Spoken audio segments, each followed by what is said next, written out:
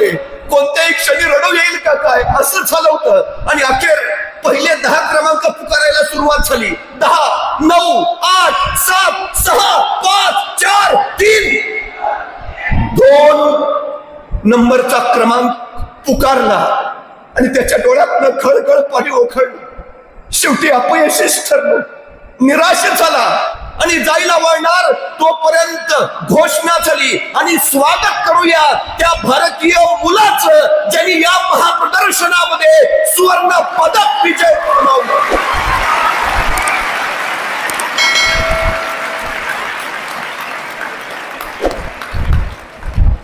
म्हैसूर मधल्या कोडाईकुडी गावातल्या त्या मुलाचं नाव होतं प्रताप. जपानच्या महाप्रदर्शनात त्याच्या ड्रोनला सुवर्ण पदक मिळालं. फ्रान्स त्याच्या पुढे पायगाड्या घालून बसला. वाटेल तेवढा पगार देतो, वाटेल त्या सवलती देतो, पण आमच्या देशात या.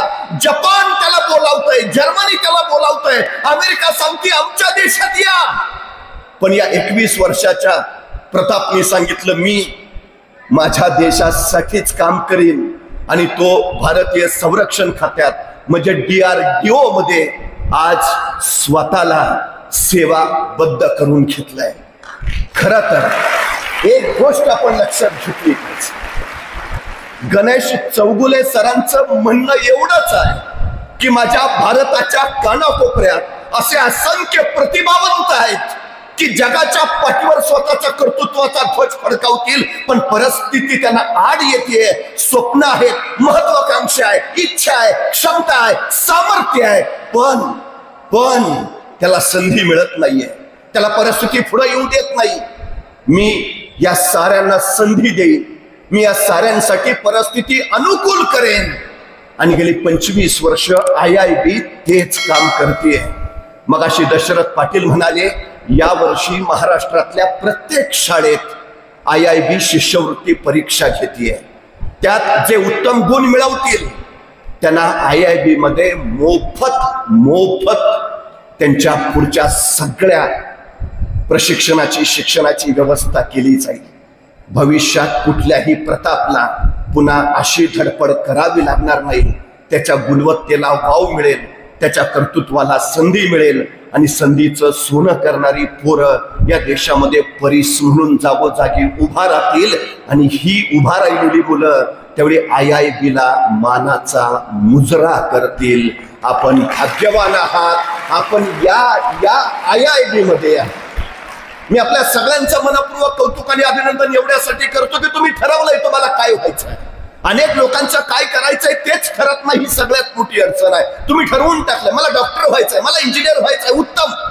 मानवी व्यक्तिमत्वाचे संशोधक आणि जीवशास्त्रीय अभ्यासक असं सांगतात की नुकतंच जन्माला आलेलं एखादं नवजात बाळ तुम्ही मला आणून द्या आणि त्याला काय बनवायचंय ते सांगा, आम्ही बनवून देतो. हवं ते बनवता येतं, हवं ते घडवता येतं. डॉक्टर बनायचं आहे बनू शकतात, इंजिनियर बनायचं आहे बनू शकतात, नाटककार बनायचं आहे बनू शकता, शास्त्रज्ञ बनायचं आहे बनू शकता, चित्रकार बनायचं, काहीही जे हवं ते बनू शकतात.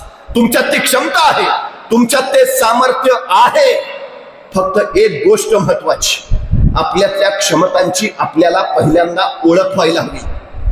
आपल्यात काय आहे हे एकदा कळालं की मग आपला प्रवास निश्चितपणे वेगानं होतो. पण दुर्दैवाची गोष्ट अशी आहे की आमच्यात काय आहे हेच आम्हाला माहिती नसणं हे आमच्या अपयशाचं प्रमुख कारण आहे. आम्ही सहज रस्त्यानं चालता चालता एखाद्याला म्हणतो तुला मी पुरता ओळखून आहे. अरे तू त्याला ओळखून आहे, पण तुझं काय? तू स्वतःला ओळखलंयस का? स्वतःला ओळखणं ही फार महत्वाची गोष्ट आहे. रस्त्यानं चालता चालता अचानक वाघ समोर येतो आणि वाघापासून बचाव करण्यासाठी आम्ही बेभान पळत सुटतो, इतके बेभान की बस त्या वाघापासून बचावल्यानंतर आपल्यालाच आश्चर्य वाटतं आपण इतक्या वेगात पळू शकतो. हे कळणं ही आपली स्वतःच्या क्षमतांची ओळख झाली. आणि वाघाच्या तावडीतून सुटण्यासाठी तुम्ही ज्या तीव्रतेनं पळाला त्या तीव्रतेनं तुम्ही जर तुमच्या क्षमतांचा वापर केला तर या जगात यशापासून तुम्हाला कुणीही अडवू शकत नाही. ही सगळ्यात महत्वाची गोष्ट आहे. एकाला कुणीतरी सांगितलं, तो साधू महाराजांकडे गेला आणि साधू महाराजांना म्हणाला की मला देव पाहायचा आहे. साधू महाराज म्हटले देव काय असा दिसतो का? उद्या पहाटे नदीच्या काठावर ये, तुला देवाचं दर्शन घडवतो. हा विद्यार्थी पहाटे नदीच्या काठावर गेला. साधू होतेच. म्हणले कुठे आहे देव? साधू म्हटले देव काय बाहेर असतो का? जरा पाण्यात चल ना, मग तुला देव दाखवतो. तो गुडघाभर पाण्यात गेला. त्याने विचारलं कुठे आहे देव? अरे एवढ्या बाहेर असतो का? जरा शिरणा पाण्यात आत, मग दिसेल देव. तो कमरेपर्यंत पाण्यात गेला. कुठे आहे? चल आणखी आत. मानेपर्यंत गेला. कुठे आहे? साधू म्हणाले देव बाहेर दिसतो का? पाण्यात वाकून बघ ना, देव दिसेल तुला. पाण्यात देव आहे बघायला त्यांनी पाण्यात डोकं बुडवलं, आणि जसं डोकं बुडवलं साधूने त्याच्या डोक्यावर वर हात ठेवला आणि त्याला पाण्यात दाबून धरलं. प्रचंड दाब दिला. श्वास गुदमरला. श्वासासाठी तो हातपाय धरू लागला. निकराचे प्रयत्न करू लागला. बाहेर पडायचाय, बाहेर पडायचाय, श्वास घ्यायचाय. त्याची तडफड चालू झाली. आणि अखेर एका क्षणी साधूने हात वर काढला. तसा धस्तीशी तो वर आला. भात्यासारखा श्वास घ्यायला लागला. त्यावेळी साधूने त्याला विचारलं, पाण्यात होतास त्यावेळी तुला सगळ्यात जास्त गरज कशाची वाटली? तो म्हणला हवेची, श्वासाची. साधू म्हणाले पाण्यात असताना जेवढ्या तीव्रतेनं तुला श्वासाची गरज वाटली, तेवढ्या तीव्रतेनं ज्यावेळी तुला देवाची गरज वाटेल त्यावेळी देव तुझ्या समोर उभा असेल. तुम्हाला यश हवंय ना? यश हवंय ना तुम्हाला? श्वासाच्या जेवढ्या तीव्रतेची गरज तुम्हाला जेवढी यशाची वाटेल तेव्हा यश तुमच्या दारात उभा राहील. ती तीव्रता हवी यशाची. हो व्हायचंय, व्हायचंच आहे डॉक्टर. तीव्रता हवी. निश्चयाचं रूपांतर दृढ निश्चयात होतं. दृढ निश्चय झाला की झपाटले पण येतं, आणि झपाटले पण आलं की मग आढळ निश्चय तुम्हाला आढळ पद प्राप्त करून देतो. तो ध्रुव तसाच आढळ पदावर आहे. तसे तुम्ही यशाच्या आढळ पदावर पोहोचता. निश्चय हवा, दृढ निश्चय व्हायला हवा, झपाटले पण असायला हवं. सगळ्या क्षमता तुमच्यात आहेत, सगळं सामर्थ्य तुमच्यात आहे. सगळं. अडचण आमची अशी आहे की आमच्याच बाबतीत न्यूनगंड आहे. आमच्यात हे सगळं आहे हेच आम्हाला माहिती नाही. ही आमची सगळ्यात मोठी अडचण आहे, सगळ्यात मोठी. 350 वर्षापूर्वी छत्रपती शिवाजी महाराजांनी स्वराज्य उभा केलं. कशाच्या बळावर केलं? काय होतं महाराजांकडे? काही नाही. शून्यातनं विश्व उभा करणारे राजे असं महाराजांचं आम्ही जे वर्णन करतो ना, ते एवढ्याच. म्हणजे हाताशी काही नसताना महाराज राज्य उभा करतात. आणि आमच्याकडे आज सगळं रेडीमेड तयार आहे, तरी आमच्या हातून काही होत नाही. नाहीतर एखाद्याला ढाल द्यावी, तलवार द्यावी, एवढंच काही त्याला घोड्यावर घेऊन बसवावा, त्याच्या पुढे जाऊन त्याला रणांगणात घेऊन सोडावा, आणि मग म्हणावं लेखा आता तरी लढ. तरी पट्ट्या निवांतच. अरे लढकी पण तो लढू कसा? एका हातात ढाल आहे, दुसऱ्या हातात तलवार आहे, दोन्ही हात एंगेज आहेत, लढणार कसा? अरे मग निदान पळून तरी जा. पळून तरी कसा? घोड्यावर बसलो दिसत नाही का? चोहोबाजूनी अडचण आहे आमची, चोहोबाजूनी. काही नसताना राज्य उभा करता येत.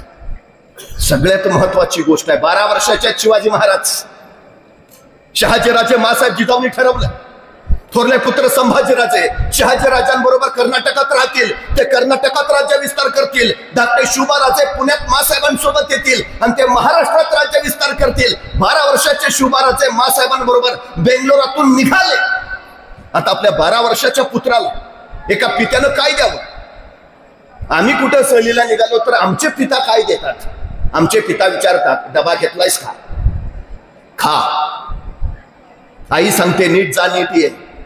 खिडकीतून हात बाहेर काढू नकोस. बसमध्ये मधल्या सीटवर बस. बाळ म्हणतं का? नाही, पुढनं कुणी ठोकलं तरी तू सुरक्षित, मागनं कुणी धडकलं तरी तू सुरक्षित. बाळा तू जगला पाहिजे. 12 वर्षाचे शिवबाराजे निघालेत. काय दिलं शहाजीराजांनी? स्वप्न दिलं, महत्वाकांक्षा दिली, ध्येय दिलं. स्वतः तयार केलेली संस्कृत मधली राजमुद्रा एका पित्यानं आपल्या 12 वर्षाच्या पुत्राला दिली. काय होतं त्यात? प्रतिपच्च चंद्र लेखेव वर्धिष्णू विश्ववंदिता शाहसुनो शिवदैत्यस्य मुद्रा भद्राय राजते. एक पिता काय सांगतायत?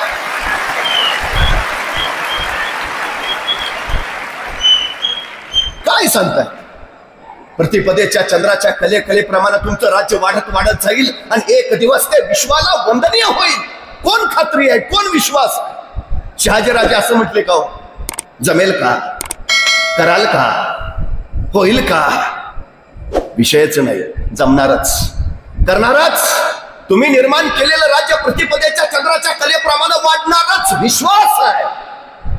तुमच्या माता पित्याने तुम्हाला इथं पाठवलंय, विचारलं नाही डॉक्टर होणार का, होशील का, जमणार का, जमवशील का? नाही, जमणारच. विश्वास आहे, हा विश्वास तुम्हाला यश देतो.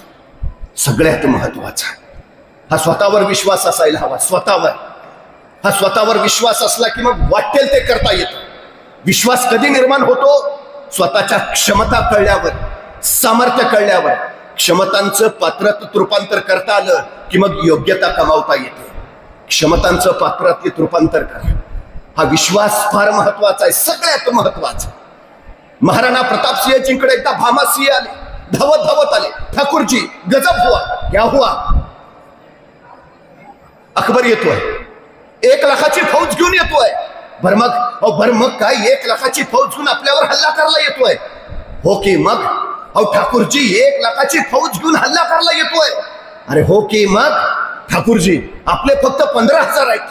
मग असं काय करतात ठाकूरजी? त्यांचे 1 लाख आहेत, आपले फक्त 15,000 आहेत. अरे हो की मग. ठाकूरजी त्यांचे 1 लाख आहेत, आपले फक्त 15,000 आहेत. कसे टिकणार? असं आहे का? मग चला मी येतो तुमच्या बरोबर. मी येतो तुमच्या बरोबर. तिने काय होईल?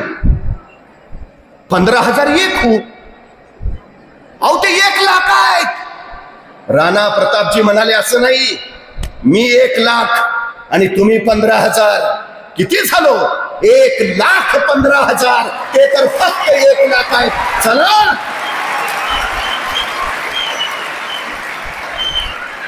ही जी स्वतःला 1 लाख समजायची जिगर आहे ना, तो आहे विश्वास, स्वतःवरचा विश्वास. करेन जिंकेनच. हा विश्वास. आणि सगळं आहे. तुमच्यात अडचण काय आहे? काय नाही असं नाहीच आहे तुमच्यात. नेपोलियन असं सांगतो की अशक्य हा शब्द फक्त मूर्खांच्या शब्दकोशात असतो, शहाण्यांच्या नाही. जे जमणार नाही म्हणतात ना मूर्ख आहेत, त्यांना स्वतःच्या क्षमता माहिती नाहीत. शहाण्या माणसाच्या शब्दकोशात अशक्य हा शब्दच नसतो. काय असेल ते अशक्य या जगात काहीच नाही. फक्त एक गोष्ट आहे, या जगात दुसरं कुणीही तुम्हाला मर्यादा घालू शकत नाही. या जगात दुसरं कुणी तुम्हाला बंधनं घालू शकत नाही. या जगात दुसरं कुणीही तुम्हाला पराभूत करू शकत नाही. या जगात फक्त तुम्हीच तुम्हाला पराभूत करू शकता. या जगात दुसरं कुणीही तुम्हाला जिंकून देऊ शकत नाही. या जगात फक्त तुम्हीच तुम्हाला जिंकून देऊ शकता. ही सगळ्यात मोठी वस्तुस्थिती आहे, सगळ्यात मोठी. पण एक गोष्ट लक्षात घ्या, मर्यादा बाहेरून नाही, मर्यादा आपणच आतून घालून घेत असतो. कायम लक्षात ठेवा. हत्तीचं छोटं पिल्लू बघितलं, माहू त्याला लोखंडी साखळदंडाने बांधून ठेवतो. ते हत्तीचं पिल्लू दिसतायचा प्रयत्न करतो, सुटायचा प्रयत्न करतो, सगळी ताकद लावतं, पण लोखंडी साखळदंड तोडणं त्याला शक्यच होत नाही. ते प्रयत्न करून थकतं, दमतं आणि शेवटी ठरवून घेतं साखळदंड तोडणं शक्य नाही, आपण इथून निसटूच शकत नाही. तेच हत्तीचं पिल्लू मोठं होतं, बलाढ्य होतं, अफाट ताकदीचं होतं, मोठमोठाले वृक्ष सोंड्यानं उन्मळून टाकतं. पण या बलाढ्य हत्तीला माहूत कधीच बांधून ठेवत नाही. तुम्ही कधी बघा, मोठ्या हत्तीच्या पायात साखळदंड नुसता टाकलेला असतो, हत्तीला बांधलेला नसतो. कुणीतरी माहूताला विचारतं, एवढा बलाढ्य हत्ती तुम्ही त्याला बांधून ठेवत नाही?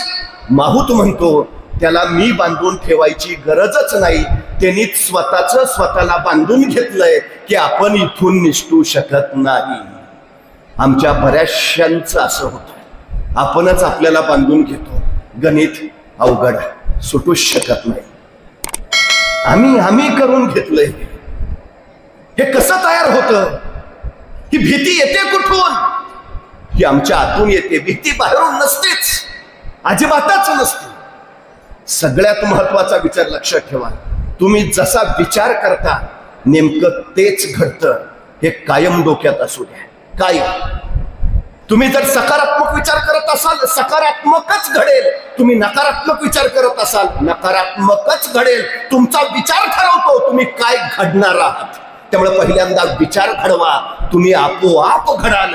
ही सगळ्यात महत्वाची वस्तुस्थिती आहे, सगळ्यात महत्वाची. पण ही भीती तयार कशी होते हो? तुम्हाला माहिती आहे, ते मूल लहान असतं, रंगत असतं घरात. आई स्वयंपाक करत असते, आईचं लक्ष नाही हे ते मूल बघतं आणि रांगत रांगत हळूच अंधाराच्या दिशेनं सरकतं. आईचं लक्ष जातं, आई संतापते, नको जाऊ, अंधारात भाऊ असतो, नाही जायचं. ते तिथंच थबकतं, तिथूनच आईकडे बघतो. परत आई स्वयंपाकाला लागलेली दिसते, ते पुन्हा अंधाराच्या दिशेनं सरकायला सुरुवात करतं. कुतूहल त्याच्यात आहेच, धाडस त्याच्यात आहेच, त्याला माहिती आहे उजेडात काय आहे. कुतूहल याचं आहे की अंधारात काय आहे, ते अंधाराच्या दिशेनं सरकतं. अहो, निसर्गता धाडस असतं आमच्यात. मोठा माणूस कधी जाळाला हातात धरत नाही, पण लहान पोर स्वतःहून दिवाचा जाळ हातात उचलून धरतं. त्याला भीतीच नसतेच अजिबात. ते धाडसीच आहे. हे पोर तसंच अंधाराच्या दिशेनं सरकलं. आईनं परत बघितलं, आई संतापली, सांगितलं ना नाही जायचं, अंधारात भाऊ असतो, नाही जायचं. ते पोर परत थबकतं. आई परत स्वयंपाकाला लागते, आईचं लक्ष नाही, ते पोर बघतं आणि परत अंधाराकडे झेपावतं. मग मात्र आई उठते, त्या पोराला उचलते, सरळ लांब नेऊन ठेवते आणि सांगते, सांगितलं नाही जायचं, अंधारात भाऊ असतो, नाही जायचं. त्या मुलाच्या अर्धजागृत मनावर कायमचा संस्कार होतो, अंधारात भाऊ असतो. पट्ट्या पुढं 2 पोरांचा बाप झाला तरी अंधारात जात नाही. बरं, आता तुम्ही एवढ्या संख्येने इथं बसलाय, कधी कुणी भाऊ बघितलाय का? मग नसलेला भाऊ आम्ही आमच्या डोक्यात का घेतो?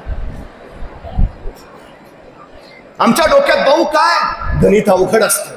आमच्या डोक्यात भाऊ काय? नाही फिजिक्स कठीणच. आमच्या डोक्यात भाऊ काय? नाही केमिस्ट्री अवघडच. हे भाऊच आहेत जे नाहीतच अस्तित्वात, अजिबात नाही. ही भीती तुम्हाला मागं खेचते, भीती तुमच्या अपयशाला कारण ठरते. एकच गोष्ट करायची, भीतीवर विजय मिळवायचा आहे ना, सरळ भीतीवर आक्रमण करा. बचावाचा सर्वोत्तम पर्याय आहे आक्रमण. आक्रमण, दुसरा पर्यायच नाही, अजिबात नाही. स्वामी विवेकानंद एका मंदिराच्या पायऱ्यावरनं चालले होते, अचानक 10-12 माकडं त्यांच्या अंगावर अचानक झेपावली. तसे स्वामीजी पटकन वळून माघारी निघायला लागले. तसा एक साधू तिथूनच ओरडला, थांब, पळू नकोस, माघारी तर अजिबात फिरू नकोस, वळ, त्यांना सामोरा जा, भीड, लढ त्यांना. स्वामीजी त्या साधूत ऐकून माघारी वळाले आणि सरळ दमदार पावलं टाकत त्या माकडांच्या दिशेनं चालत राहिले. स्वामीजी येताय ते पाहिलं, तशी सगळी माकडं बघता बघता पसार झाली. स्वामीजी लिहितात, तुम्ही भीतीला घाबरला तर भीती कायम वाकुल्या दाखवत तुम्हाला घाबरवून टाकते.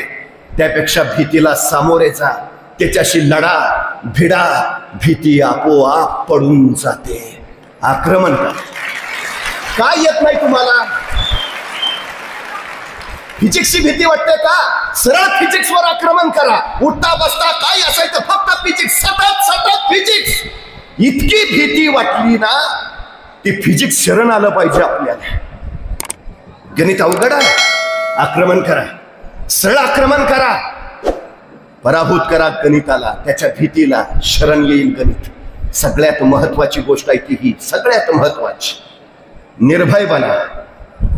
निर्भय माणसाला कुणी घाबरवू शकत नाही, घाबरटाला मात्र सगळेच घाबरवत राहतात. ही सगळ्यात मोठी वस्तुस्थिती आहे. सगळ्यात पाण्याची भीती प्रत्येकाला वाटते. पाण्यात पहिली उडी कोणच मारत नाही, कुणीतरी त्याला ढकलतं, नाकातोंडात पाणी जातं, जीवाच्या त्याने ओरडतो, वाचण्यासाठी हातपाय हलवायला सुरुवात करतो, हातपाय हलवता हलवता पाण्यावर स्वार होतो. वरनं कुणीतरी सांगतं, जमलं रे, पोहायला जमलं. पोहणं जमून जातं. जर उडीच टाकली नसती तर भीती गेलीच नसती आणि पाणी आयुष्यभर तुम्हाला वाकुल्या दाखवत, भीती दाखवत राहिलं असतं. भीती संपवायची आहे, आक्रमण करा. आमची अडचण काय माहिती आहे? आम्ही जो सोपा विषय आहे तो सतत करत राहतो, आणि जो अवघड आहे बघू नंतर, करू नंतर. उलट करा, जे अवघड आहे ना ते सतत सतत सतत करत राहा. जोपर्यंत तो विषय शरण येत नाही तोपर्यंत करत राहा. यश आपोआप गाठता येईल. सगळ्यात महत्वाचे, आंब्याच्या झाडावर बागेत स्वामी विवेकानंदजी होते. आंबे काढत होते, तेवढ्यात पहारेकरी आला आणि भीती घालत म्हणाला, ए उतर खाली, त्या झाडावर भूत आहे. स्वामीजी वरनच म्हटले, भूत आहे? मग आधी त्या भूताला भेटतो आणि मग खाली उतरतो. ही निर्भयता. ही निर्भयता आली पाहिजे. विषय कुठलाही असो, प्रश्न कुठलाही असो, संकट कुठलंही असो, कायम लक्षात असू द्या, सगळ्यात महत्वाची गोष्ट आहे भीती नको. धाडस असायलाच हवं, तर आणि तरच तुम्ही यशस्वी होऊ शकता. ही सगळ्यात महत्वाची गोष्ट. A.R. रहमान मुळातच लाजाळू, खूप लाजाळू. तो प्रकाशात यायचाच नाही. तो गायला लागला तोही अंधारात. हळूहळू अंधारातून तो प्रकाशात आला. प्रकाशात येता येता तो संगीत देऊ लागला. संगीत देता देता तो गाऊ लागला. आणि बघता बघता तो जगप्रसिद्ध संगीतकार बनला. आस्ते आस्ते धाडस धाडस धाडस तुम्हाला बाहेर काढतं आणि यशाच्या शिखरावर स्वार करतं. ही सगळ्यात महत्वाची गोष्ट आहे. पण एक गोष्ट तुमच्या लक्षात आली पाहिजे. अनेक जण सतत प्रश्न विचारतात. आम्ही प्रचंड अभ्यास करतो, प्रचंड वाचत असतो, पण लक्षातच राहत नाही, कळतच नाही. आमची सगळ्यात मोठी अडचण आहे ती ही आहे. तुम्ही अभ्यास करत नाही असं नाही, प्रचंड अभ्यास करता, पण अडचणी आहेत त्या नेमक्या या आहेत. एकदा एक विद्यार्थी स्वामी विवेकानंदांकडे आला. तो म्हटला मी प्रचंड अभ्यास करतो, अफाट कष्ट करतो, पण मला यशच मिळत नाही. स्वामीजी म्हणाले एक काम कर, माझा कुत्रा जरा फिरवून आण. त्या मुलाला काही कळेल, पण स्वामीजी सांगतायत म्हटल्यावर काहीतरी तथ्य असेल. तो मुलगा स्वामीजींचा कुत्रा घेऊन फिरायला गेला. तासाभरानंतर दोघं फिरून आले तर कुत्रा भयान दमला होता. जीभ बाहेर काढून नुसत्या धापा टाकत होता. याच्या उलट तो तरुण मात्र अत्यंत उत्साहात होता. स्वामीजींनी विचारलं तुम्ही दोघं तेवढंच अंतर कापून आला तरी तू उत्साहात आहे आणि कुत्रा मात्र दमलाय, धापा टाकतोय, असं का? त्यावेळी तो तरुण म्हणाला मी सरळ दिशेनं चालत गेलो, कुत्रा मात्र मध्येच इथं जायचा, मग तिथं जायचा, मग दुसऱ्या कुत्र्याजवळ जायचा, मग त्याच्याशी भांडत बसायचा, तिथून परत इकडं यायचा, परत तिकडं जायचा. मी सरळ गेल्यामुळं ताजा तवाना राहिलो आणि तो इकडं तिकडं भटकत राहिल्यामुळं, कुत्र्यांशी भांडत राहिल्यामुळं दमला, थकला. स्वामीजी म्हणाले तुला यश मिळत नाही, तुझ्या प्रश्नाचं हेच उत्तर आहे. तू तुझ्या ध्येयाच्या दिशेनं सरळ गेलास तर तुला यश मिळेल. तू आता सुद्धा इकडं तिकडं भटकतोय म्हणून तुला यश मिळत नाही. आमचं काय होतं याच्याशिवाय वेगळं काही होत नाही. आमची टेस्ट असते, अभ्यास करायचा असतो, पण मित्र सांगतो ॲनिमल लागलाय, जाऊया की राव. सरळ जायचं सोडून आम्ही भटकलो ॲनिमलच्या दिशेने.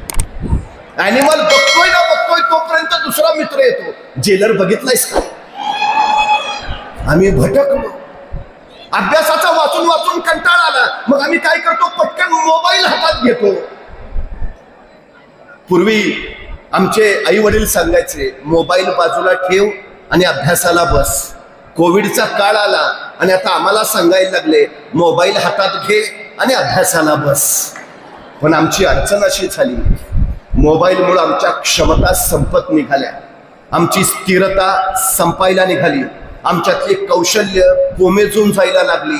आम्ही एका जागी स्थिर बसत नाही, आमचं मन सुद्धा स्थिर होत नाही. ही सगळ्यात मोठी अडचण आहे. तुम्हाला माहिती आहे 2030 साली किंवा 40 साली जर एखादा मृतदेह सापडला आणि त्याची उत्तरीय तपासणी करताना जर एखादा डॉक्टर म्हणाला की हा मृतदेह 2021 सालचा आहे, कुणीतरी विचारेल तुम्हाला कसं काय कळलं? तो डॉक्टर सांगेल त्याच्या फक्त या 2 बोटांचाच विकास झालाय, एक आणि दुसरं. सध्या आमच्या याच 2 बोटांची काम चालू, दुसरं नाहीच आहे. आम्ही किती व्यस्त आहोत तुम्हाला माहिती आहे. रील्स बघतो आम्ही, 7 सेकंदाची रील्स असते. त्या 7 सेकंदाच्या रील्स बघत बघत आमचा मेंदू फक्त 7 सेकंदच स्थिर राहतो, नंतर तो लगेच बदलतो. ही सवय आम्हाला अभ्यासात घातक ठरते. 7 सेकंदापेक्षा आमचा मेंदू स्थिरच होत नाही. ही आमची सगळ्यात मोठी अडचण आहे. तुम्ही अभ्यास करता पण लक्षात राहत नाही, तुम्ही अभ्यास करता पण स्थिरता येत नाही. याचं कारण आहे तुम्ही हे जे भटकणं चाललंय ते सगळ्यात महत्वाचं कारण. नाहीतर क्षमता तुमच्यात आहेतच हो, प्रचंड क्षमता आहे. परवा मी एका विद्यार्थ्याला विचारलं काय रे 100 मीटर पळशील का? तो 5 मिनिटं माझ्याकडेच बघत बसला. अरे म्हटलं 100 मीटर पळशील का? त्यांनी मला विचारलं 100 मीटर म्हणजे किती? माझ्या लक्षात आलं काय झालंय ते. मी त्याला म्हटलं काय खेळबिळ खेळतोस का नाही? म्हणला सगळे खेळ खेळतो, क्रिकेट खेळतो, फुटबॉल खेळतो, हॉलीबॉल खेळतो, बॅडमिंटन खेळतो. अरे म्हणलं एवढे सगळे खेळ खेळतो, दिवसभर मैदानावरच असतोस का काय? तो म्हटला मैदानावर नाही, मोबाईलवर खेळतो. म्हणलं मग बरोबर आहे, तुला 100 मीटर अंतर कळणारच नाही. मग त्याला सांगितलं इथून तिथपर्यंत जे अंतर आहे त्याला 100 मीटर म्हणायचं, पळशील का? तो 5 मिनिटं अंतरच बघत बसला. अरे पळशील का? हो पळतो ना, पण मला सांग हे 100 मीटर अंतर पार करायला तुला किती वेळ लागेल? तो अंतर बघत म्हणाला 5 मिनिटं तर लागतील. 5 मिनिटं? अरे 100 मीटर पळायचं आहे, 100 मीटर 5 किलोमीटर नाही. हो 5 मिनिटं तर लागतील.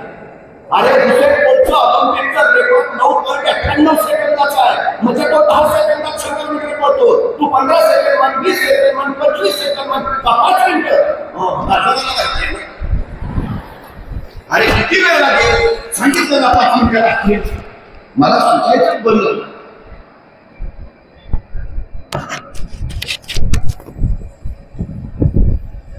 पाच मिनिटं म्हटल्यावर मला सुचायचंच बंद. तेवढ्यात त्याचा एक मित्र धावत आला. ए पळ, कुत्रा पिसाळलाय. इतक्या भयान वेगात पळत सुटला. 7 सेकंदात 100 मीटर. मी म्हणलं तू तर ऑलिम्पिकचं हुसेन बोल्टचं रेकॉर्ड मोडलंस, त्याला 10 सेकंद लागतात, तू 7 सेकंदात 100 मीटर पळलास. म्हटला मग कुत्र मागं लागलं. म्हणजे 7 सेकंदात 100 मीटर पळायची क्षमता तुमच्या आहे. बाहेर कधी आली? संकट आल्या.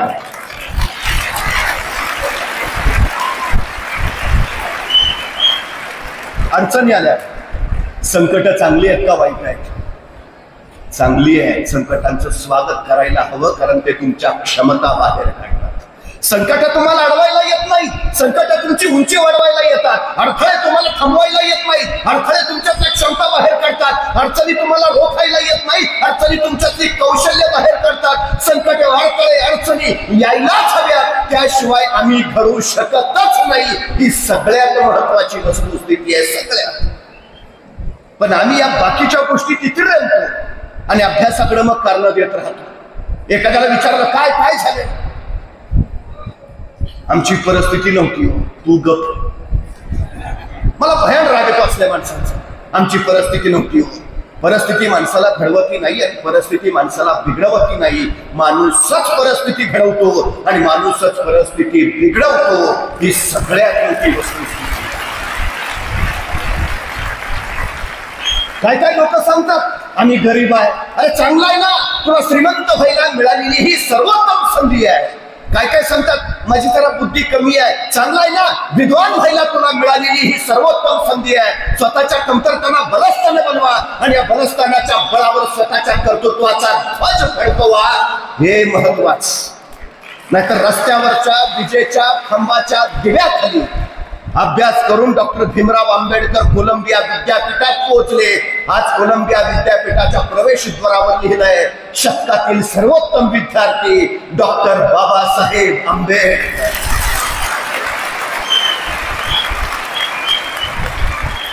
त्यांची परिस्थिती होती नाही हो. लाल बहादूर शास्त्री शाळेला जायचे, पण पहिल्यांदा गंगा नदी पार करावी लागायची. सकाळी सकाळी शाळेला जाण्यासाठी गंगेच्या काठावर उभा राहायचे. नौका यायच्या, कुणीतरी नावाने म्हणायचं अरे शाळेला जायचं ना, चल ये ना नौकेत. मी लाल बहादूर म्हणायचे नाही नको. का रे? नाही पैसे नाहीत. अरे आज नसले तर उद्या दे. उद्याही पैसे असतील असं वाटत नाही. तुम्ही जा. नावाडी जायचा. लाल बहादूर शास्त्री अंगावरचे कपडे काढायचे, त्या कपड्यात स्वतःचं दप्तर गुंडाळायचे. ते दप्तर कपड्याचे डोक्याला मुंड्यासारखं बांधायचे आणि सरळ त्या गंगेच्या नदीत उडी घ्यायचे आणि सगळी गंगा पोहत पोहत पार करून पलीकडच्या किनाऱ्यावर पोहोचायचे. कपडे घालून मग शाळेला जायचे. ते लाल बहादूर शास्त्री या देशाचे पंतप्रधान झाले.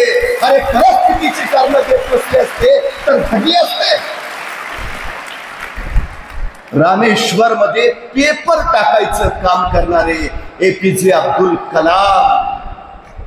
माझी परिस्थिती नाही म्हणून जर तिथंच अडकले असते तर या देशाचे राष्ट्रपती ते कधी झालेच नसते.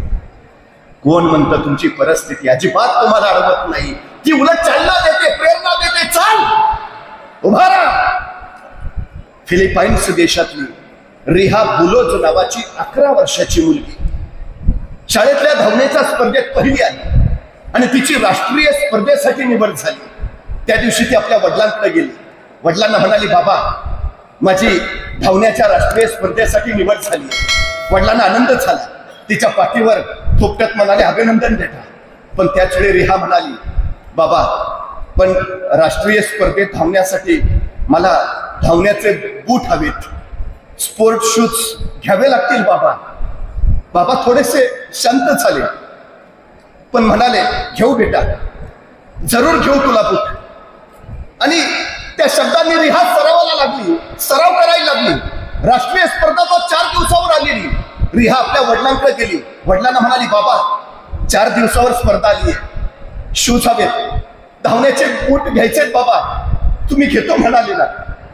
तसे तिच्या वडिलांच्या डोळ्यात खळदिशी पाणी तरळलं आणि वडील त्या रिहाला म्हणाले, रिहा या महिन्याचा पगार बेटा हातात आलाच नाही, पैसे नाहीत बेटा, मी तुला बूट नाही घेऊ शकत, नाही घेऊ शकत. क्षणभर तिला वाईट वाटलं पण ती निराश नाही झाली, नाराजी नाही झाली. दुसऱ्या क्षणापासून तिने पुन्हा सरावाला सुरुवात केली. राष्ट्रीय स्पर्धेचा दिवस उजाडला. रिहा बुलोज स्पर्धेत सामील झाली. आजूबाजूचे सगळे स्पर्धक, सगळे स्पोर्टचे कपडे घातलेले, स्पोर्टचे शूज घातलेले, सगळे तयारीत आणि त्यांच्या रांगेत ती रिहा उभा अनवाणी पायाने. क्षणभर तिने सगळ्यांच्या पायाकडे बघितलं, सगळ्यांच्या पायात स्पोर्ट शूज पण तिचे पाय मोकळेच.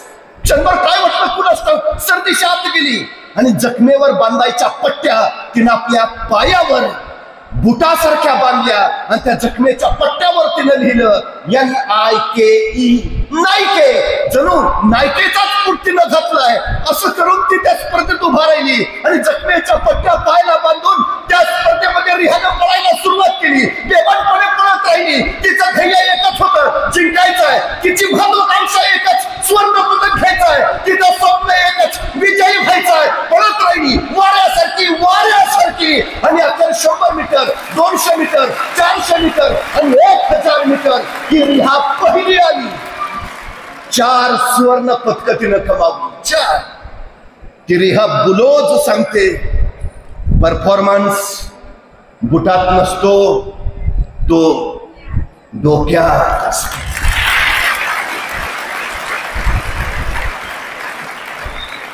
कोण म्हटलं तुमचा पडण्याचा वेग बुटात असतो?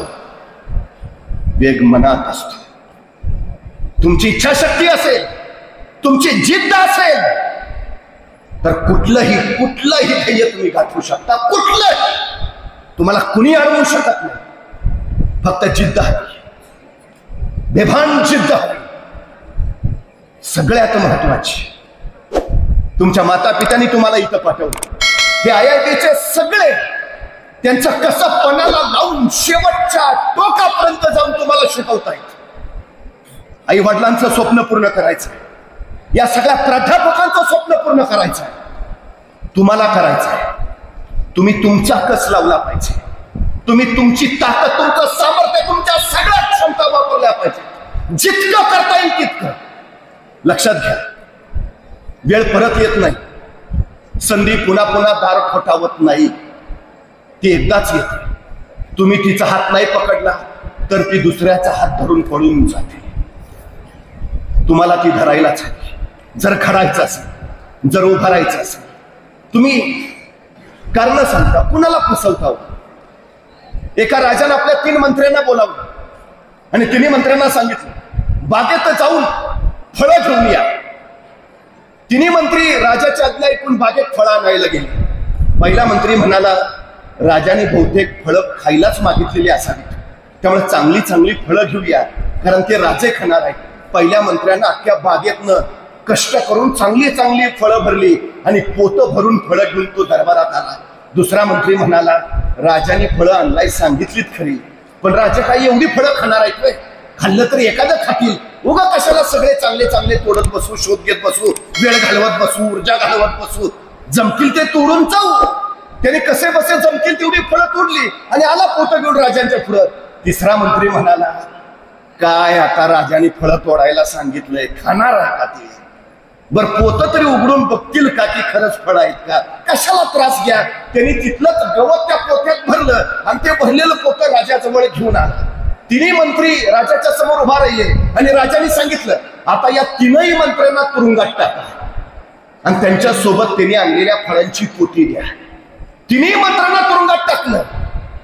आता ज्या मंत्र्यानं चांगली चांगली फळं तोडलेली त्याला तुरुंगात ती फळं खाऊन टमटमीत राहतात.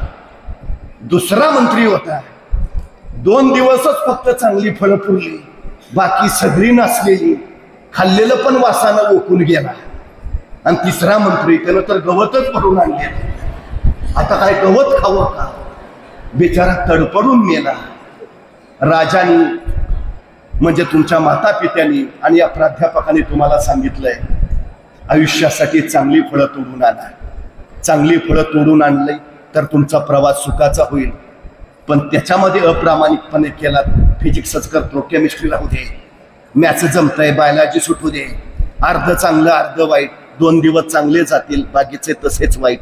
आणि जर बघू काय व्हायचं ते म्हणून गवतच भरून घेऊन आला तर काही होणार नाही. लक्षात ठेवा, राजासारखं जगायचं असेल तर ही 2 वर्ष तुम्हाला गाढवासारखं काम करावंच लागेल. आणि ही 2 वर्ष जर तुम्ही राजासारखी जगलात तर आयुष्यभर तुम्हाला गाढवासारखं राबावं लागेल. राजा व्हायचंय का गाढव व्हायचंय हे तुम्ही ठरवायचं, ते तुमच्या हातात आहे, दुसऱ्या कुणाच्याही हातात नाही. त्यामुळे तुमच्यात क्षमता आहेत, सामर्थ्य आहे, कौशल्य आहे, सगळं आहे तुमच्यात. समर्पित व्हा ध्येयासाठी, काही हरकत नाही. आयुष्याची 2 वर्ष फक्त आणि फक्त स्वतःचं भविष्य घडवण्यासाठी द्या, बाकी काही बघू नका, काही बघू नका. ही 2 वर्ष तुम्हाला घडवतील, 2 वर्ष.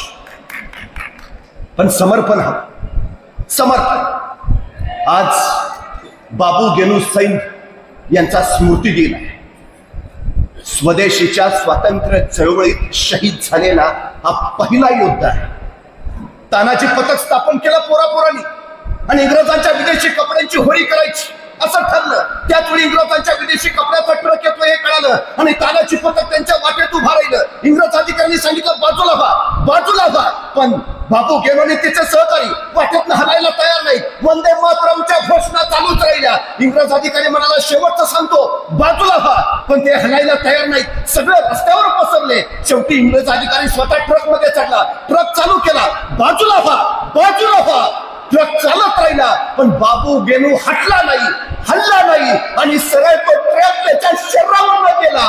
मेंदूचा चेंदा मेंदा झाला, रक्ताच्या चिळकांड्या उडाल्या आणि हातातला तिरंगा फडकावत शेवटच्या श्वासाशी एकरूप बाबू गेनू म्हणत राहिला, वंदे मातरम, भारत माता की जय. वय फक्त 22 वर्ष. हे समर्पण आहे. जे ध्येय ठरलंय ना ते करायचंच, हे समर्पण आहे. हे झपाटले पण ज्यावेळी तुमच्या मनगटात येईल ना त्यावेळी कुठलंही यश तुम्हाला आवडणार नाही, कुठलंही यश अजिबात. कायम लक्षात ठेवा, कष्टाला पर्याय नाही, यशाला शॉर्टकट नसतो, अजिबातच नसतो. तुम्हाला अभ्यासच करावा लागेल. पण बऱ्याच वेळेला मुलं सांगतात अभ्यास करतो पण लक्षातच राहत नाही. का नाही लक्षात राहत? याचं कारण तुमचे डोळे फक्त पानावरनं फिरत राहतात, मन दुसरीकडेच फिरत असतं. हे त्याचं प्रमुख कारण आहे. सगळ्यात महत्वाचं, तुम्ही नजरेनं पुस्तकं वाचत जाता, आत किती जाता, उतरतं किती? अजिबात नाही, अजिबात नाही. सगळ्यात महत्वाची गोष्ट आहे समजून घेणं, विषयाचं आकलन होणं. मी पुन्हा सांगतो, फिजिक्स, केमिस्ट्री, बायोलॉजी आणि मॅथमॅटिक्स हे पाठांतराचे विषय नाहीत. तुम्हाला ते समजूनच घ्यावे लागतील, तुम्हाला आकलनच करून घ्यावं लागेल, तरच तुम्हाला उत्तम गुण मिळतील. ही वस्तुस्थिती. तर कितीही अभ्यास करा, कितीही पाठांतर करा, ऐन परीक्षेला ते दगा देणारच. हे पहिलं लक्षात असू द्या, सगळ्यात महत्वाची गोष्ट. त्यामुळे विषय समजून घेणं ही फार गरजेची गोष्ट आहे. पण अडचण अशी आहे की सध्या आम्ही प्रश्नच विचारत नाही. याचं कारण आम्हाला प्रश्नच पडत नाही. आणि प्रश्न न पडायची दोनच कारण आहेत. एक, तुम्हाला सगळं कळलंय, आणि दोन, तुम्हाला काहीच कळलं नाही. याच्याशिवाय दुसरा विषयच नसतो. प्रश्न विचारले पाहिजेत, प्रश्न पडले पाहिजेत. कुतूहल, जिज्ञासा हा शास्त्रांचा प्राण आहे, सगळ्यात महत्वाची गोष्ट. पण दुर्दैवाने आमच्याकडे जिज्ञासा आणि कुतूहल हे गुणच अस्तित्वात राहिले नाही, ही आमची सगळ्यात मोठी अडचण आहे. सगळ्यात मोठी. विषय समजून घ्या. जोपर्यंत समजत नाही तोपर्यंत पुन्हा पुन्हा विचारा, विचारत राहा. प्रश्न विचारले तर उत्तर मिळेल, उत्तर मिळालं तर विषय कळेल, हे पहिलं लक्षात असू द्या. सगळ्यात महत्वाची गोष्ट. पण आमच्याकडे नाही होत. काय, इंग्रजांनी आमच्यावर 150 वर्ष राज्य केलं. त्यांना मालक बनून राहायचं होतं, आम्हाला गुलाम बनवायचं होतं. म्हणून मॅकॅलॉने जी शिक्षण पद्धती बनवली तीच मुळात गुलाम बनवणारी, की ज्याच्यात जिज्ञासेला जागाच नाही. मला कधी कधी बरं वाटतं.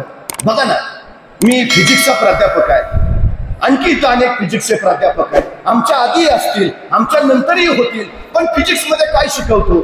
Newton's law, Einstein's rule, Edison's formula. मला कायम प्रश्न पडायचा, न्यूटन्स लॉच का, पाटील्स लॉ का नाही, आईन्स्टाईन्स फॉर्म्युलाच का? कदम. ही सगळ्यात मोठी गोष्ट. या जगात असं कुणीच नाही जे कष्टाशिवाय यशस्वी झालंय. अजिबात नाही, अजिबातच नाही. प्रत्येकाला अफाट कष्ट करावे लागले, अफाट कष्ट. याचा अर्थ काय? सतत सतत अभ्यास करणं. कष्ट याचा अर्थ काय? चिवटपणे ध्येयाचा पाठलाग करणं.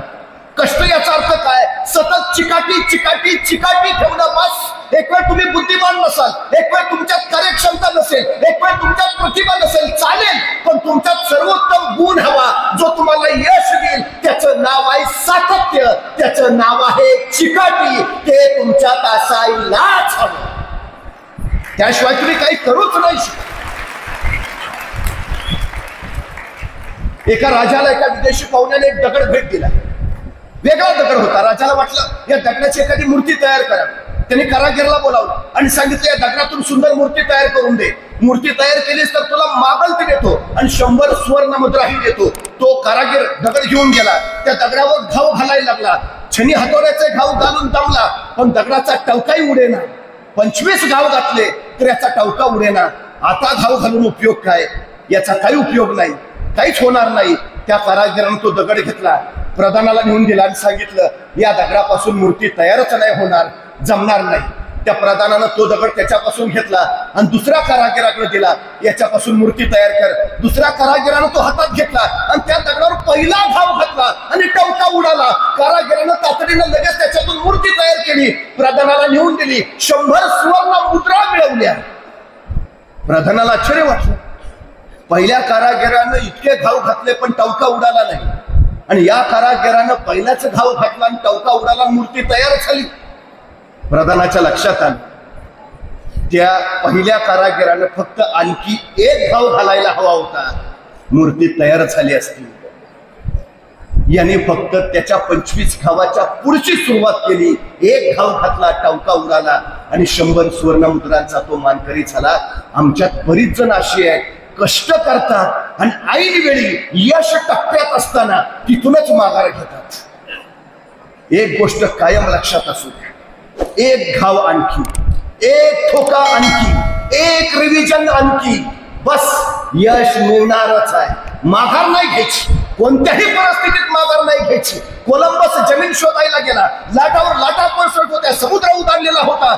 जहाजातली सगळी सांगत होते माघारी चल, माघारी चल, आणि कोलंबस सांगत होता जोपर्यंत जमिनीवर पाय ठेवत नाही माघारी परतणार नाही. अमेरिकेचा शोध लावला, पाय जमिनीवर ठेवला आणि मग कोलंबस परतला, पोहोचला. याचं कारण एक, जोपर्यंत पोहोचत नाही माघारी फिरणार नाही. ठरवून टाका, जोपर्यंत नावापुढे डॉक्टर लावत नाही माघारी फिरणार नाही, अजिबात नाही.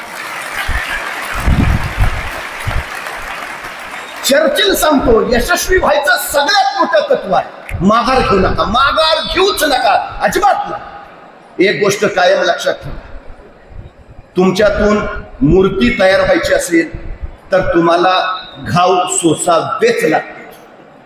तुम्ही जर मूर्ती तयार करणारे असाल तर तुम्हाला घाव घालावेच लागतील.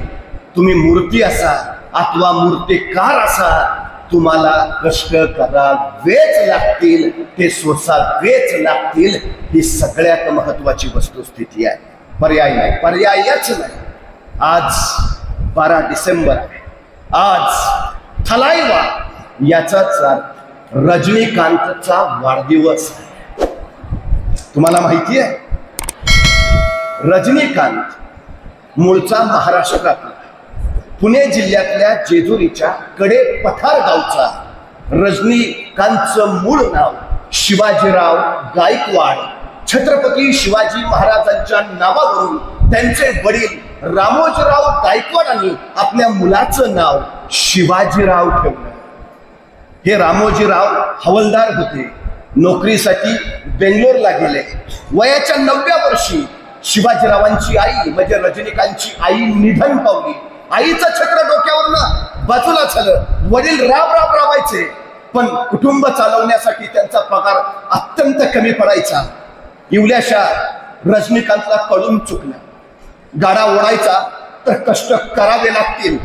आणि 15 वर्षाचा रजनीकांत मजूर म्हणून तांदळाच्या मिलमध्ये कामाला जायचा. पोती उचलायचा आणि ट्रक मध्ये भरायचा. एक पोत उचलून ट्रक मध्ये टाकलं की एका पोत्यामाग त्याला 50 पैसे मिळायचे.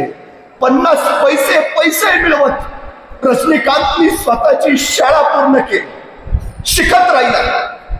अखेर बेंगलोर BDT म्हणजे बस सेवेमध्ये कंडक्टरची त्यांनी परीक्षा दिली आणि कंडक्टरच्या परीक्षेत तो पास झाला. कंडक्टर म्हणून काम करायला लागला. पण कंडक्टर म्हणून काम करताना त्याची शिट्टी वाजवायची पद्धत लोकांना आवडायला लागली. तिकीट द्यायची त्याची पद्धत लोकांना भावायला लागली. त्याची लोकांशी बोलायची लचकत लोकांना मोहित करायला लागली. त्याच्या त्या सगळ्या अदा लोकांना भारावून टाकायच्या. आणि कधी रजनीकांतची बस येते, आपण त्यात बसतो आणि मग जातो, असं त्याला व्हायला लागलं. कंडक्टर म्हणून काम करत असताना खरं तर त्याला फिल्म प्रशिक्षणासाठी भाग घ्यायचा होता, पण दुर्दैवानं त्याच्याकडे पैसे नव्हते. त्यामुळे त्याला अभिनयाचं शिक्षणही घेता आलं नाही. राय बहादूर नावाचा त्याच्या गाडीचा ड्रायव्हर, त्याचा उत्तम मित्र, कसे बसे पैसे गोळा केले इथून तिथून आणि रजनीकांतनी फिल्म प्रशिक्षण केंद्रामध्ये स्वतःचा प्रवेश घेतला. कंडक्टरचं काम चालूच आहे, एकीकडे अभिनय शिकायचं काम चालू आहे. एकदा बसमध्ये तिकडचेच एक नाटककार मुनिप्पा नावाचे बसले होते. त्यांनी रजनीकांतची तिकीट द्यायची आदा बघितली, तिची शिट्टी वाजवायची नजाकत बघितली आणि या मुनिप्पांनी रजनीकांतला विचारलं, माझ्या नाटकात काम करणार का? आणि रजनीकांत हो म्हटला. अभिनयाला सुरुवात झाली. रजनीकांतचं पहिलं नाटक आलं. नाटक चालू लागलं आणि त्याच्या नाटकाला बालचंद्र नावाचे दिग्दर्शक आले. रजनीकांतचा अभिनय त्यांनी बघितला आणि त्याला विचारलं, चित्रपटात काम करशील का? रजनीकांत हो म्हणाला आणि अपूर्वा रंगगल नावाचा पहिला चित्रपट रजनीकांतचा आला. या पहिल्याच चित्रपटाने रजनीकांतला राष्ट्रीय पारितोषिक मिळवून दिलं आणि मग मात्र रजनीकांतनी मागे वळून बघितलं. अपार कष्ट करत राहिला. अंधा कानून नावाचा त्याचा चित्रपट आला आणि त्या चित्रपटानं रजनीकांतला ओळख दिली. प्रसिद्ध, भयान प्रसिद्ध. पहिल्या चित्रपटाचं मानधन त्याला 2000 रुपये मिळालं होतं. आणि परवा जेलर नावाचा त्याचा चित्रपट प्रकाशित झाला. त्या जेलरचं मानधन रजनीकांतला 110 कोटी मिळालं होतं. हा प्रवास कसा असतो? हा कुठून येतो? हा शॉर्टकट नाही, हा कष्टाचा प्रवास आहे, हा मेहनतीचा प्रवास आहे. आयुष्याची 73 वर्ष तो फक्त कष्ट आणि कष्टच करतोय, हे पहिलं लक्षात असू द्या. लाल दिव्याची गाडी पाहतो आपण, पण लाल दिव्याची गाडी मिळवण्यासाठी त्या गाडीत बसलेल्याला जे कष्ट करावे लागलेत ना, ते कष्ट एकदा बघा, मग कळेल हा चमचमता लाल दिवा कधी मिळतो ते. तुम्ही पाण्यावर नदीच्या एखादं बदक विहरताना बघितलं असेल. निवांत असतं, संत असतं, शांत असतं. हेवा वाटतो किती निवांत आहे, किती संत आहे, किती शांत आहे. टेन्शन नाही, अभ्यास नाही, परीक्षा नाही, बरं असतं आपलं. पण असंच. पण तुम्हाला माहितीये, पाण्यावरचं बदकाचं स्वस्थपण अनुभवायचं असेल तर पाण्याखाली बदकांच्या पायांची जी जीव घेणी धडपड चालू असते ना, ती एकदा बघा, मग कळेल पाण्याखाली पायांची जीव घेणी धडपड करावी लागते. तेव्हा पाण्यावरचं स्वस्त पण वाट्याला येते. कष्टाशिवाय या जगात काहीही मिळत नाही. तुमच्या यशाच्या वृक्षाची उंची तुम्ही त्याच्या मुळाशी किती खांब गाळता यावर अवलंबून असते. उंची किती वाढावी हे वृक्षावर नाही, त्याच्या मुळाशी तुम्ही किती खांब गाळता त्या तुमच्या कष्टावर अवलंबून असते. कष्ट हेच यश देतात. कष्टाला पर्याय नाही, ही पहिली गोष्ट लक्षात असू द्या. फक्त एक काम करा, तुम्ही सामर्थ्यशील असलाच पाहिजे अजिबात नाही, अजिबात नाही. कुशल आणि कौशल्य जर वापरलं, तंत्र जर वापरलं तर सगळ्या गोष्टी सोप्या होऊन जातात. आणि IIBचा लौकिक त्याग तर आहे. मगाशी वापरे पाटलांनी तुम्हाला सगळ्या गोष्टी सांगितल्या. इतर कुठलीही क्लासची संस्था जे देत नाही ते IIB देते. हे IIBचं सगळ्यात मोठं वैशिष्ट्य आहे. उगाच राबायला नको, अजिबात नको. एक गुराखी झाडं तोडायला गेला. पहिल्या दिवशी तिने 5 झाडं तोडली, दुसऱ्या दिवशी 3, तिसऱ्या दिवशी 2 आणि चौथ्या दिवशी 1च. मालक म्हटला, काय रे, संख्या कमी का होतीये? पहिल्या दिवशी 5 तोडली, दुसऱ्या दिवशी 3, तिसऱ्या दिवशी 2, आज 1.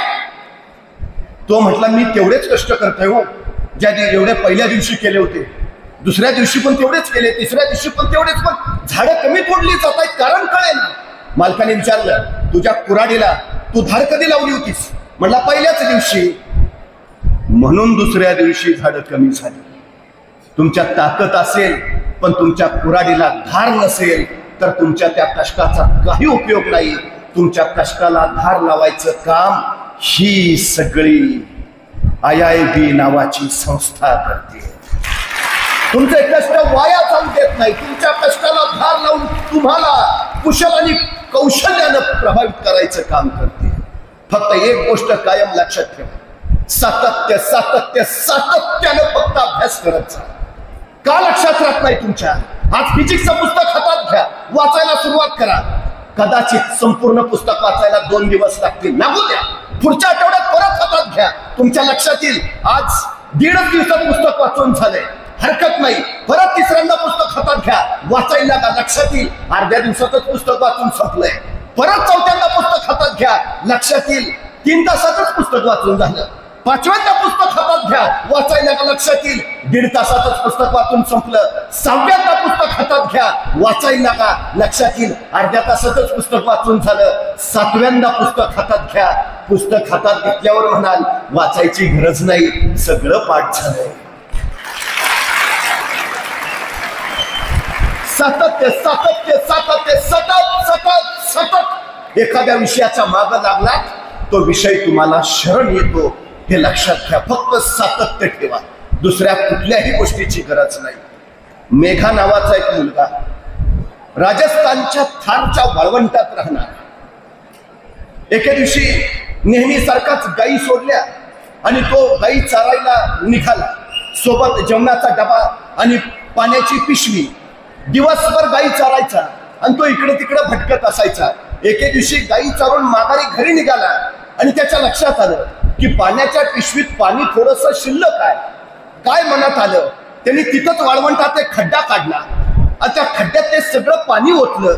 त्या खड्ड्यावर झाडांची पानं ठेवली, त्याच्यावर थोडीशी माती टाकली आणि तो घरी निघून आला. 2 दिवस त्याच्याकडे त्याचं लक्ष गेलं नाही. 3ऱ्या दिवशी गायी चारायला आला, त्यावेळी मात्र त्याचं त्या खड्ड्याकडे लक्ष गेलं.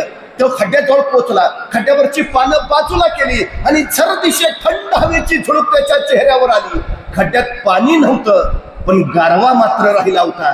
त्या मेघाला वाटलं 2 दिवस झाले तरी पाण्याचा गारवा अजून तसाच आहे. याचा अर्थ या वाळवंटात पाणी टिकू शकतं, पाणी जमा होऊ शकतं. तो तसाच गावात गेला, सगळ्या गावकऱ्यांना गोळा केलं आणि सांगितलं मी तिथं पाणी ओतलेलं, आज 3रा दिवस आहे, ओल तशीच आहे, गारवा तसाच आहे, म्हणजे त्या जमिनीत पाणी टिकू शकतं. आपण तिथं तलाव केला तर सगळी सृष्टी सुजलाम सुफलाम होऊ शकते. लोक हसायला लागली. तलाव वाळवंटात डोक्यावर पडलायस का? शक्य आहे का? काहीतरी काय सांगतो. सगळ्यांनी हुर्रे उडवली. पण या मेघानं ठाण मांडलं, मी करीन, एकटा करीन. आणि दुसऱ्या दिवशी गायी सोडून तो निघाला. पण येताना टिकावानी फावडं घेऊन तो आला. दिवसभर गायी चरत असायच्या आणि हा दिवसभर टिकावानी फावडं घेऊन त्या वाळवंटात खोदत बसलेला असायचा. 8 दिवस झाले, 10 दिवस झाले, 15 दिवस झाले, महिना झाला, 6 महिने झाले, बराचसा भाग त्यानं खोदून पूर्ण केला. 8 महिने झाले, 9 महिने झाले, पावसाळा आला, रप रप रप पाऊस पडला आणि त्यांनी खोदलेल्या खड्ड्यात पाणी जमा झालं. गावकरी बघायला आले, उत्तम उत्तम उत्तम उत्तम, चालू दे. मदतीला मात्र कुणीच आलं नाही. एकटा मेघा खोदत राहिला. वर्ष झालं, 2 वर्ष झाली, 3 वर्ष झाली, रोज एकटा तलाव खोदत होता, रोज एकटा खोदत होता. 6 वर्ष झाली, 7 वर्ष झाली, 8 वर्ष झाली, 9 वर्ष झाली, 10 वर्ष झाली, 11 वर्ष, 12 वर्ष झाली आणि एकट्या मेघानं तो सगळा तलाव खोदून पूर्ण केला. ज्या दिवशी तलाव बांधून पूर्ण झाला तिथंच मेघानं शेवटचा श्वास घेतला आणि मेघा संपला. पण त्या वर्षी प्रचंड पाऊस झाला आणि मेघानं खोदलेला तो तलाव पाण्यानं ओसंडून वाहू लागला. लोकांना प्रचंड आनंद झाला. वाळवंटात पाणी पाणी पाणी, सगळे मेघाचा जय जयकार करायला लागले. गावकऱ्यांनी त्या तलावाच्या जवळच त्या मेघाची समाधी उभारली आणि त्या तलावाला नाव दिलं मेघाजी का तलाव. आजही तुम्ही बिकानेर वरून जैसलमेरला जाल त्यावेळी वाटेत तुम्हाला त्या मेघाने खोदलेला तलाव दिसेल. 500 वर्ष झाली तो तलाव असंख्यांची तृष्णा आजही भागवतोय. एक मेघा जर एवढा प्रचंड तलाव उभा करू शकत असेल, खोदू शकत असेल, तर सातत्याच्या बळावर तुम्ही कुठलंही यश मिळवू शकता. ही सगळ्यात महत्वाची गोष्ट आहे. त्याच्या वडिलांनी त्याचं नाव बरोबर ठेवले. आभाळातला मेघ पाणी देतो आणि या मेघानंही राजस्थान मधल्या थार वाळवंटात पाणी पाणी दिलं. कष्टाच्या, सातत्याच्या आणि चिकाटीच्या बळावर.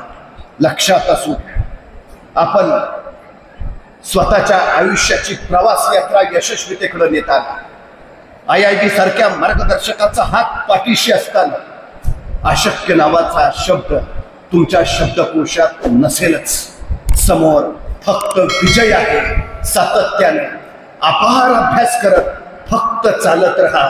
उद्याचा काळ तुमचा असेल. आणि फक्त एक गोष्ट सांगतो, स्वतःच्या नावाला लिहिताना नुसतं नाव लिहू नका. आतापासूनच नावाच्या अगोदर डॉक्टर लिहायला सुरुवात करा.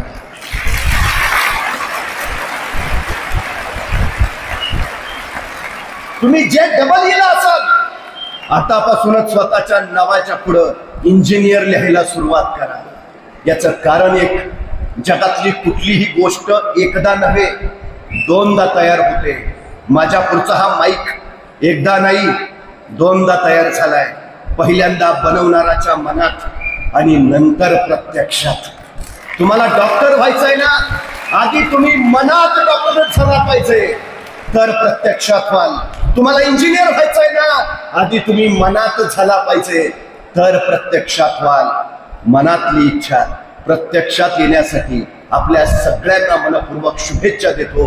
आपल्या सगळ्यांची रजा घेतो. धन्यवाद.